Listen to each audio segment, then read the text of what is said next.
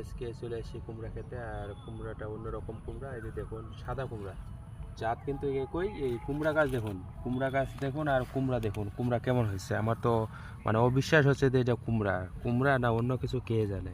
মানে কুমড়ার মতন দেখাচ্ছে, রং টং সব কিছু একই। আর ওই কুমড়া গাছ, এই কুমড়া গাছ কিন্তু একই গাছ। আর ওই পাশে একটা কুমড়া আছে, ওই পাশে একটা দেখাও তো। কুমড়া গাছ কিন্তু রং সাদা হয়েছে। এটা কিসের জন্য হলো আপনাদের যদি জানা থাকে তো একটু বলবেন।